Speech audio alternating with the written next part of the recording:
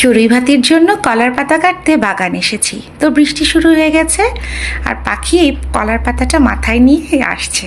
এদিকে সব আয়োজন হয়ে গেছে, এখন চালের মধ্যে ডাল মিশিয়ে ধুয়ে নেওয়ার পালা। তো আদ্রিতা সুন্দর হাতে চাল ডালগুলো ধুয়ে নিল। এদিকে অধরামণি সুন্দর করে ইলিশ মাছটা কাটছে, তো ইলিশ মাছ ভাজা হবে।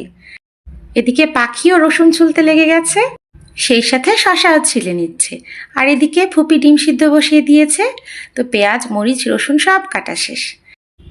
এখন খিচুড়ি মাখানোর পালা, তো পাখি এই কাজটা করছে। তো চাল ডালের মধ্যে পেঁয়াজ রসুন আর মরিচ কুচি দিয়ে এতে দিয়ে দিল দারুচিনি, লবঙ্গ, জিরা, হলুদ আর লবণ। তারপর দিয়ে দিল এতে সয়াবিনের তেল, তারপর সুন্দর করে মেখে নিল। তো পাখি ছোট্ট জন্য ফুপি ওকে হেল্প করলো। এরপর এতে পানি দিয়ে ঢেকে দিল। তো দেখো বলক এসে গেছে। এদিকে ফুপি মাছ ভাজতে হেল্প করছে। সুন্দর করে ইলিশ মাছগুলো ভাজা হয়ে গেল, সেই সাথে ডিমগুলোও ফুপি ভেজে নিল। এদিকে খিচুড়ি রান্না হয়ে গেছে, এখন বেড়ে নেওয়ার পালা। তো সবাই মিলে খাবারগুলো সাজিয়ে নিচ্ছে। প্রথমে খিচুড়ি দিল, এরপর মাছগুলো এভাবে সুন্দর করে সাজিয়ে নিল, তারপর ডিম আর শসা দিয়ে সাজিয়ে নিয়েছে। আদ্রিতা গরম খিচুড়ির উপর একটু ঘি ছিটে দিল আর দিল কিছুটা আমের আচার।